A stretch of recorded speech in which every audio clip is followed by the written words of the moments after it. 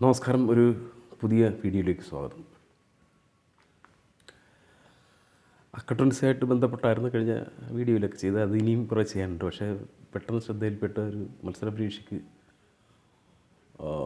വന്നൊരു ചോദ്യമാണ്. അതിനെപ്പറ്റിയൊന്ന് പറഞ്ഞിട്ട് അടുത്ത ക്ലാസ്സിലേക്ക് പോകും. നമ്മളീ ബോർഡിൽ കാണുന്നത്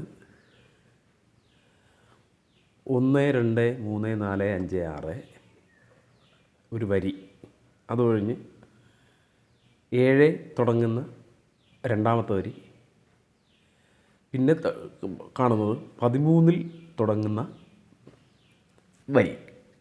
അങ്ങനെ അത് കണ്ടിന്യൂ ചെയ്യുകയാണ്. കണ്ടിന്യൂ ചെയ്തിട്ട് ചോദ്യം എന്ന് പറയുന്നത് ഈ വരിയുടെ 51ാമത്തെ വരി ഇങ്ങനെ കണ്ടിന്യൂ ചെയ്ത് വന്ന ഇതേ പാറ്റേണിൽ തന്നെ എഴുതി വന്നാൽ 51ാമത്തെ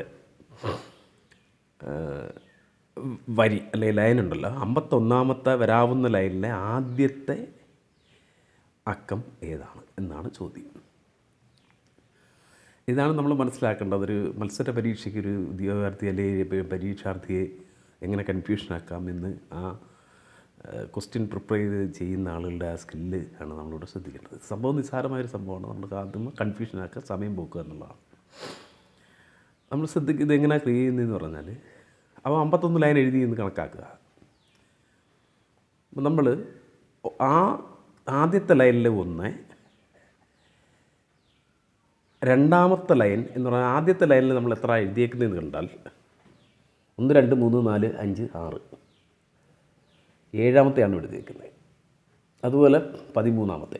അപ്പോൾ ഇതിനകത്ത് നമ്മൾ ഉദ്ദേശിക്കുന്നത് ഒരു പ്രോഗ്രഷനുമായിട്ട് ബന്ധപ്പെട്ടൊരു ചോദ്യമാണ്. പ്രോഗ്രഷൻ നമുക്കിങ്ങനെ കണക്കാക്കി എടുക്കാം. 1 ആദ്യ പദമാണല്ലോ വേണ്ടുന്നത്. അപ്പോൾ ആദ്യ പദം എന്തെങ്കിലും ബന്ധമുണ്ടോ എന്ന് നോക്കാം. ആദ്യ പദങ്ങൾ തങ്ങളിൽ അങ്ങനെ 51 അതാണല്ലോ നമ്മൾ കാണുന്നത്. 1 അതിൻ്റെ കൂടെ 6 കൂട്ടിയിട്ട് 7 വന്നേക്കുന്നു. ഈ 7ൻ്റെ കൂടെ 6 കൂട്ടി 13, അങ്ങനെ 51 വരണം. അങ്ങനെ ചോദ്യം പറഞ്ഞാൽ ഈ ചോദ്യം 1 7 13 എക്സെട്ര എന്നിട്ട് എഴുതിയിട്ട് 51ാമത്തെ പദം എന്താണ്? ഇത് പ്രോഗ്രഷനായിട്ട് ബന്ധപ്പെട്ടാണ്. സഹജീവി നിൽക്കുമ്പം അതിനൊരു വാക്യമുണ്ട്. ഇതിനെ നമ്മൾ എ എന്ന് കണക്കൂട്ടും, 1ാം പദം എന്ന് കണക്കൂട്ടാം. 1ാം പദം അതിൻ്റെ കൂടെ n-1 × d എന്ന് ആണ്.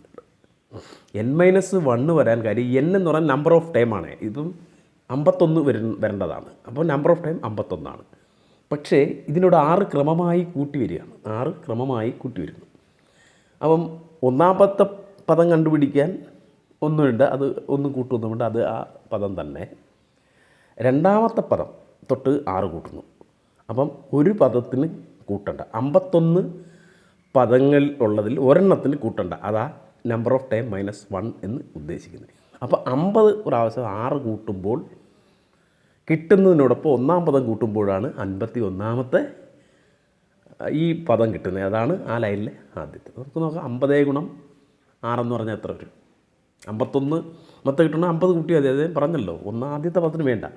അതുകൊണ്ട് 1ാം പദം 51 ഉണ്ടെങ്കിൽ ഒരു എണ്ണം കുറച്ച് 6 കുറച്ചിട്ട് 50 പ്രാവശ്യം 6 കൂട്ടണം. 50 പ്രാവശ്യം 6 കൂട്ടുമ്പോൾ എത്ര വരുന്നത്? അതിൻ്റെ അർത്ഥം എന്താണ്? 50 + 6 + 6 + 6, 50 എന്ന് പറഞ്ഞാൽ 50 × 6 അതായത് 50 പ്രാവശ്യം 6 കിട്ടുമ്പോൾ അപ്പോഴെത്ര കിട്ടും? 300 പ്ലസ് ഈ 1ാം പദം സമം 301. അങ്ങനെയാണ് ഈ ചോദ്യത്തിൽ 51ാമത്തെ ഇങ്ങനെ ലൈൻ തുടങ്ങുമ്പോൾ ആദ്യം വരുന്ന സംഖ്യ എന്ന് പറയുന്നത് 301. അപ്പോൾ അതായത് A+ അതിന് പദമുണ്ട്. A+, അതാണ് എ എന്ന് പറഞ്ഞാൽ 1 പ്ലസ് n-1 എന്ന് പറഞ്ഞാൽ 51ൽ നിന്ന് 1 പോകണം. അപ്പം 50 × d എന്ന് പറഞ്ഞ കോമൺ ഡിഫറൻസ് 6 ഉണ്ടാവും. അപ്പോൾ ഇത് തങ്ങളിൽ ഗുണിക്കുക, ഇത് കൂട്ടുക, അപ്പോഴും എന്ത് കിട്ടും? 301. ഇങ്ങനെ ഇക്വേഷൻ വരും. ഇക്വേഷൻ വന്ന സാഹചര്യം ഇതാണ്. ആദ്യ പദത്തിന് ഈ കോമൺ ഡിഫറൻസ് വരില്ല, രണ്ടാമത്തത് തൊട്ടേ വരും. അതുകൊണ്ട് എത്ര പദമുണ്ടോ അത്രയും പദത്തിൽ നിന്ന് ഒന്ന് കുറയുന്ന ടൈം, അത്രയും എണ്ണം ഈ കോമൺ ഡിഫറൻസ് കൂട്ടി എടുക്കണം. അപ്പോൾ അതിന് പകരം കണ്ടിന്യൂസ് അഡിഷൻ മീൻസ് മൾട്ടിപ്ലിക്കേഷൻ എന്ന. അപ്പോൾ ഈ ചോദ്യമായിട്ട് ബന്ധപ്പെട്ടത് പലതും ഈ 1-2 കാര്യം കൊണ്ടൊന്ന് സൂചിപ്പിക്കാൻ ഉള്ളത് എന്ന് പറയുന്ന ഈ ചോദ്യകർത്താക്കളുടെ ഉദ്ദേശം സമയം കളയുക, കൺഫ്യൂഷനാക്കുക എന്നൊക്കെ തള്ളയാണ്. ഇതിനെ അതിജീവിക്കാൻ നമ്മൾ ചില ട്രിക്ക് കണ്ടുപിടിച്ചേ പറ്റും. ഇങ്ങനെ കണക്ക് ചെയ്യുന്നതിന് അപ്പുറത്തേക്ക് ഈ വന്നതനുസരിച്ച് ലാസ്റ്റ് ഈ ഒരു അതിൻ്റെ അകത്തൊരു പ്രത്യേകതയുള്ള ആദ്യ ഭാഗങ്ങളായിരിക്കും ആദ്യ ഭാഗങ്ങളിൽ ഇത്ര കൺഫ്യൂഷൻ ക്വസ്റ്റ്യൻ വരുന്നത്. അവൻ തന്നെ ഒരു 1.5 മണിക്കൂറോ ആണ് പരീക്ഷയ്ക്ക് സമയമെങ്കിൽ ഏകദേശം ചില ആളുകൾ അറിയാത്തവരുടെയാണ് കുറച്ച് സമയം ഇവിടെ എത്തും. അതുകൊണ്ട് എന്നിട്ട് അവർ ചെയ്യുന്ന ജോലി എന്ന് പറയുന്നത് പ്രയാസമുള്ള കൺഫ്യൂസ്ഡ് ആക്കുന്നതൊക്കെ ആദ്യം കൊടുത്തിട്ട് വളരെ സിമ്പിളായിട്ട് നമുക്ക് ഒറ്റ നോട്ടത്തിൽ ഉത്തരം പറയാവുന്നതൊക്കെ അവസാനം ആയിട്ട് പറയും. അതുകൊണ്ട് നമ്മൾ പരീക്ഷ ചെയ്ത് പലർക്കും പറ്റുന്നതാണ്. ഞാൻ നേരത്തെ അത് വീഡിയോയിൽ പറഞ്ഞിട്ടുള്ളതാണെന്ന് എനിക്ക് തോന്നുന്നു. ഒരാവർത്തി വെറുതെ വായിക്കുക ക്വസ്റ്റ്യൻ, വെറുതെ അത് മൊത്തം വായിക്കുക. ആദ്യം പറയാൻ പറ്റുന്ന ഭാഗം, അവസാനം കിടക്കുന്ന ഭാഗങ്ങളെ ലേക്കുള്ള സിമ്പിൾ ക്വസ്റ്റ്യൻസ് എല്ലാം കംപ്ലീറ്റ് ചെയ്യുന്നതിന് ശേഷം ഇത്തരം കണക്കിൽ അവർ തോന്നിക്കുന്ന ഇങ്ങനെ നമുക്ക് എളുപ്പം ചെയ്യാൻ പറ്റുമെന്നും തോന്നും. പക്ഷേ എന്നാൽ സമയമെടുക്കുന്ന ക്വസ്റ്റ്യനൊക്കെ ആയിരിക്കും ആദ്യം വരുന്നത്. അതുകൊണ്ട് അത് ആദ്യം ചെയ്യാതെ ഒന്നാമത്തെ ആവർത്തി വായിച്ചുകൊണ്ട് തന്നെ അത് ശ്രദ്ധിച്ച്, അതായത് നമ്പറാണ് ശ്രദ്ധിക്കുന്നത്, ചോദ്യ നമ്പറാണ് ശ്രദ്ധിക്കേണ്ടത്.